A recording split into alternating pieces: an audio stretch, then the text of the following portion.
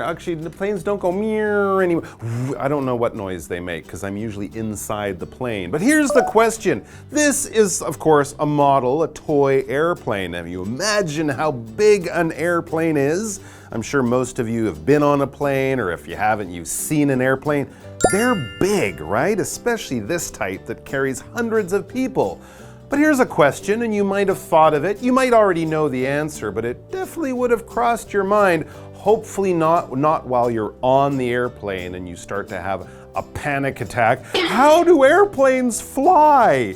But it's a really good question. How does this machine that weighs thousands and thousands of kilograms with hundreds of people and all their bags, how does it not only get off the ground, but stay in the air perfectly safely for a very long time until you get to your destination, and then of course it comes back down? We're going to be studying that. It's going to be really interesting, and we're also going to relate it to some unexpected things that you might not think about when you ask and answer the question, how do airplanes fly? They don't flap their wings like birds, that's for sure.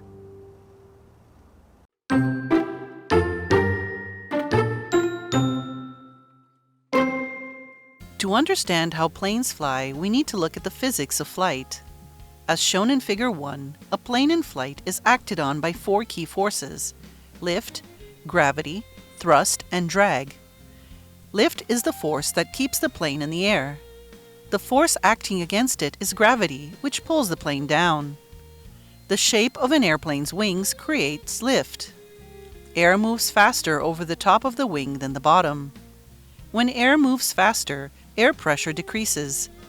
The resulting upward force is created by the pressure difference between the air above and below the wing.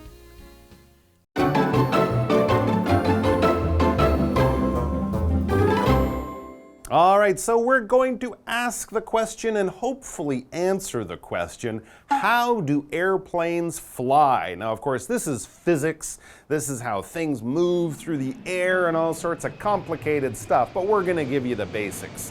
So let's check it out, and this will hopefully at least keep you calm and relaxed next time you're in an airplane and this big thing is going up into the air. Let's begin and read our first sentence. It says, to understand how planes fly, we need to look at the physics of flight. Yes, as I mentioned, this is physics. And actually, that's a really good point. The way airplanes fly and the way that birds fly, it's a little bit different. So this is something that really only relates to airplanes flying because, of course, birds flap their wings, which is a little bit different. But both airplanes and birds have the ability of flight. Flight is basically the ability to fly. All right, so certain animals, certain insects have the ability of flight, and certain machines like airplanes and helicopters can also have the ability of flight. In other words, they can fly.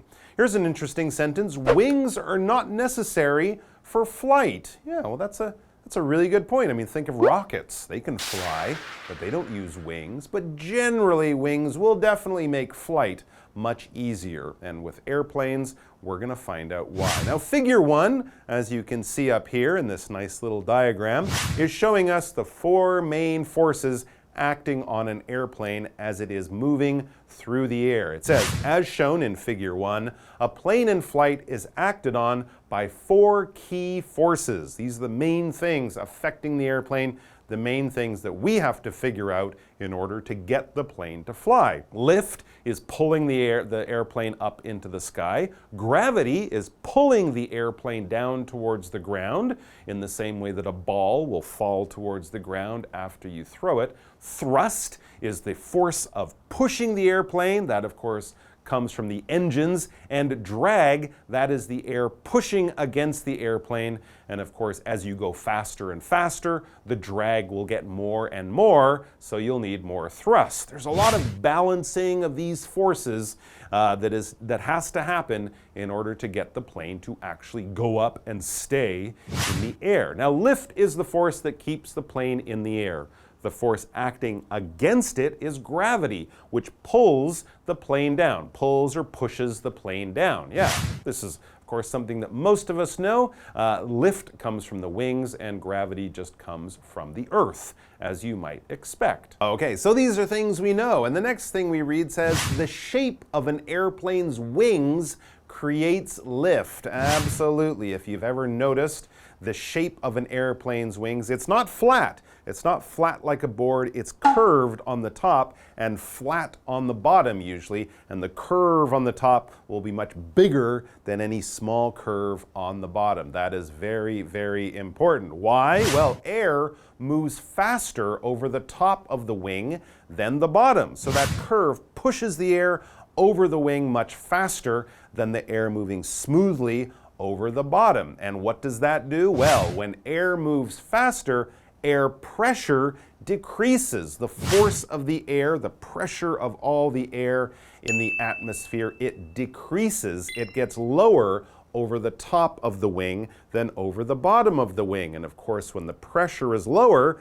that allows you to go upwards. As we read, the resulting upward force is created by the pressure difference between the air above and below the wing. So this air is moving faster, there's less pressure. This air is moving slower, there's more pressure. This pushes the airplane wing into the air. This is called the Bernoulli effect, as discovered by a Swiss mathematician, Daniel Bernoulli, back in the 1700s, way before we had airplanes. He was a smart guy, that Bernoulli. Anyways, he discovered this decrease in pressure over the top of a wing because of the speed of the air. To decrease or a decrease, notice the different pronunciations, it just means to go down, to become less in number. For example, the temperature will decrease as you go from spring into the winter, or something like that. If we use it as a noun to talk about that change, a decrease, you would put the stress on the beginning of the word. Decrease, that's the verb, it's on the end. For example, the price of oil has decreased in recent months. The price of oil has gone down in recent months. The opposite, increase, to go up. Let's take a break.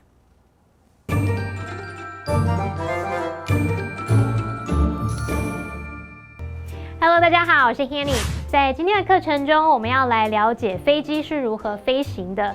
那课文有提供一张图表来帮助我们了解飞行的物理学。那么 physics 就可以表达物理学的意思，而单字 flight 它是当名词来表达飞行、航行或者是航班。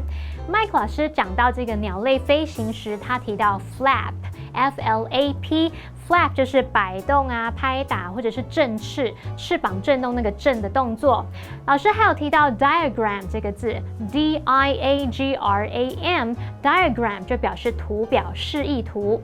好，那在课文的图表当中，我们可以看到飞行中的飞机受到4个关键力的作用，包含升力 lift、重力 gravity、推力 thrust。阻力 drag。 好，首先来看升力，就是让飞机维持在空中的力，那它的反作用力就是重力，会把这个飞机往下拉。而飞机机翼的形状呢，会产生升力。怎么说呢？这个空气在机翼的顶部，它的移动速度呢是比底部更快的。所以当这个空气移动更快的时候，气压会下降，空气压力比较低，而下方压力则比较高。下方压力比较高啊，速度更慢的空气就能把这个飞机往上抬升。其实这就是白努力定律，或者是有人把它翻译作伯努利定律。Mike 老师刚刚提到这个 Daniel Bernoulli。丹尼尔·白努利这一位著名瑞士数学家，那他的白努利定律就说明了机翼的形状何以能够产生升力。好，我们补充一下 mathematician， 来这个字是拼作 mathematican， 那它是表达数学家的意思。再来看到单字 decrease。它表示下降、减少、降低，是当动词。那它其实也可以当名词，只是要注意它的发音，这个重音不同。动词是 decrease， 那么名词是 decrease。好，接回到课文中。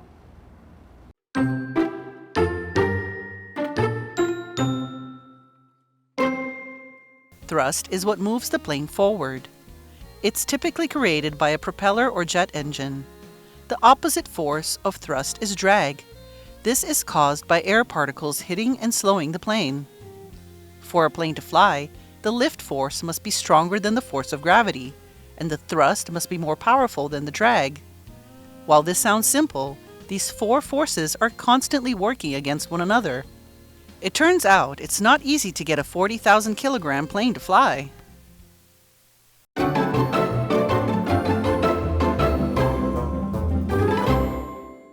All right, we are back, and we're talking about all of the different forces that are acting on an airplane as it tries to fly and take off and do all that stuff in the air. We've already talked about lift, that's pulling the plane up. Gravity, that's pulling the plane down. Now, what about going that way? Thrust, movement. Thrust is what moves the plane forward. Absolutely. And this, of course, comes from those things out on the wing that are probably spinning around really fast and making lots of noise. As the article tells us, what are those things? It's typically created by a propeller or jet engine. Yeah, if you've been on a smaller plane, and certainly older planes, they had those propellers that are kind of pulling the airplane through the air. And of course, more modern airplanes, the big ones that we usually take on holidays, those have jet engines, turbofan engines. They're pushing hot air out the back, and that is going to give the plane thrust or forward movement. If something is going forward, this adverb, it's going that way. It's going the way it is pointing. If you get on a bicycle, well, you can really only go forward on a bicycle. You can only go the way you are pointing. You can't go backwards, all right? Or to the rear, you can go to the front or forward. For example, Tracy took a step forward and shook Roy's hand. You can take a step backward, but be careful because you can't look backward. Your eyes are also facing forward as you are walking.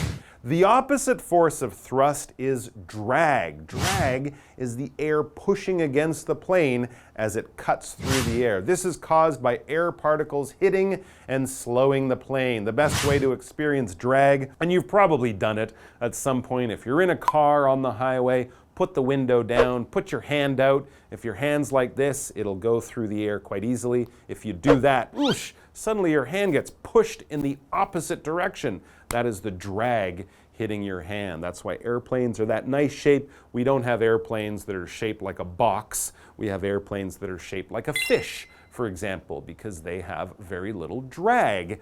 The drag is pushing in the opposite direction. Opposite is the other way, basically 180 degrees. We can use this to talk about words or ideas. Left is the opposite of right. Up is the opposite of down. Yes is the opposite of no. They are exactly in total difference. For example, the words short and tall have opposite meanings. Thrust and drag are working on the plane in opposite directions or in opposite ways. So, for a plane to fly, the lift force must be stronger than the force of gravity, and the thrust must be more powerful than the drag. That is the way to get your airplane to simply fly. This sounds simple. While this sounds simple, these four forces are constantly working against one another. It turns out it's not easy to get a 40,000 kilogram plane to fly. I wouldn't imagine it is, but kind of when you learn about it, it isn't that hard to understand, and it's the way we get planes off the ground. Interestingly, the opposite works for race cars. If you think of a Formula One car, it's designed in the opposite way to push it onto the ground. That's why those race cars can drive so fast and go around corners so fast. It's like their wings are not lifting them, their wings are pushing them down. And this is happening all the time or constantly. Constantly is an adverb that means all the time. Something that goes on all the time. It doesn't take a break, it doesn't stop. That means it's happening constantly. Poor Amanda. In our example sentence, Amanda is constantly worried about her children getting hurt. Relax, Amanda, they're gonna be fine. As long as they're not flying airplanes or driving race car, well, even then they should be fine. Don't worry, Amanda. Let's go to our what do you think question. What are some other things that are acted on by the four forces mentioned in the article? Well, as I mentioned, race cars definitely would qualify for that. How about helicopters? They have the same issues: thrust, drag, lift, gravity. But of course, they fight against those. They're able to fly in a slightly different way, but using a lot of the same basic ideas. So hopefully that has helped to simply explain a kind of complicated thing. And remember, we have Mr. Daniel Bernoulli to thank for all of this. So the next time you're on a plane, you can enjoy flying because you know a little bit more about how this is all happening. It's not magic, it's physics. We'll see you back here sometime soon. Take care, guys. Bye-bye.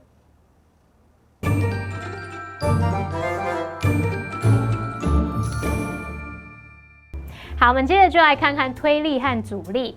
推力是推动飞机前进的动力，那它通常是由螺旋桨或是喷射引擎产生。那么推力的相反力量就是阻力，那这是由空气粒子撞击并减慢飞机速度所造成的。我们来看单字 forward。它可以当副词或当形容词，去表达向前、向前的、朝前、朝前的。那么 opposite 这个形容词则是指相反的、对面的、全然不同的。好，那文中有提到这个 propeller 就表示螺旋桨 ，jet engine 表示喷射引擎，而 Mike 老师所说的这个 turbofan engine 则是涡轮扇引擎。好，课文最后提到说，飞机要飞行啊，这个升力必须大于重力，那么推力必须比阻力更强大。虽然这听起来好像是蛮简单的，可是在这种4种力量呢，它们是不断的在相互对抗。那么事实就证明，要让一架4万公斤的飞机飞行其实是不容易的。我们来看单字 constantly， 这个副词就表示持续不断地，一直怎么样怎么样。那这边一个重点，我们进入文法时间。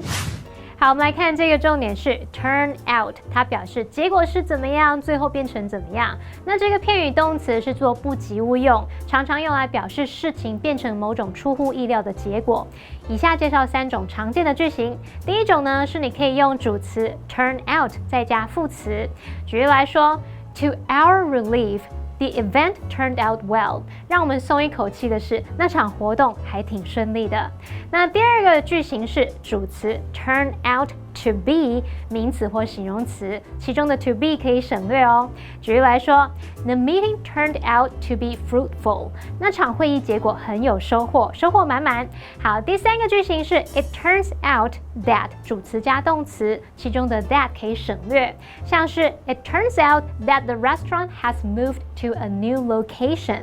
结果啊，那间餐厅已经搬到新的地点了。好，那么以上是今天的讲解，同学别走开，马上回来哦。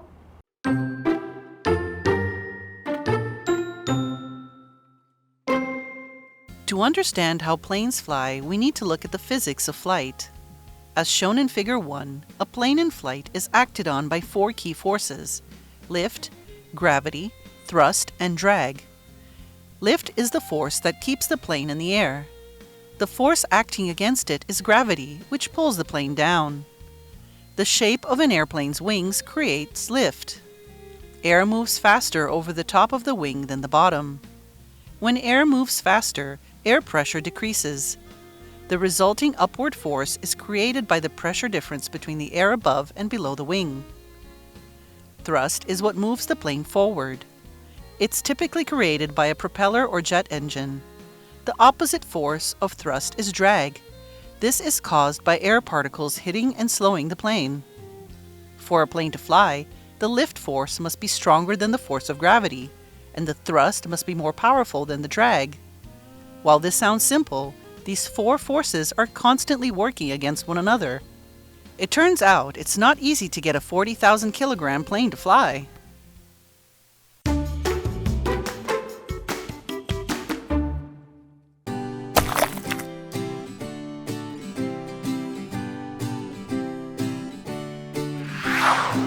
Hi, I'm Steven. Do you know what the largest group of animals on Earth is? The answer is the insects. Right behind me is the insect hall next to the Hsinchu Zoo. Let's go in and check it out. Insects make up the largest group of animals on Earth.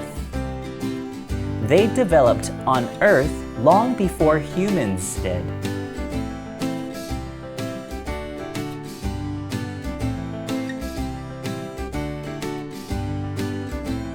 All adult insects have 6 legs and 3 body parts.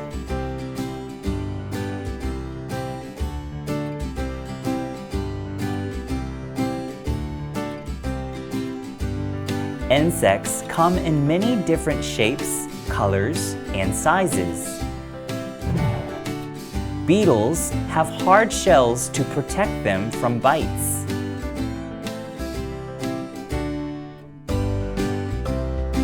Butterflies have large and often colorful wings. Moths usually rest with their wings open. Stick insects fool their enemies by looking like sticks or leaves.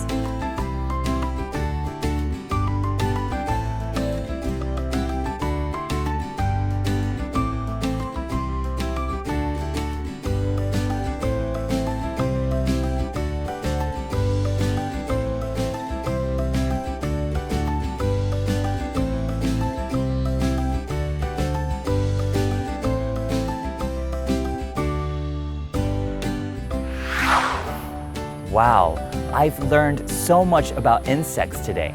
I didn't know there are so many kinds of beetles. Come visit the insect hall and you'll be surprised by these little creatures.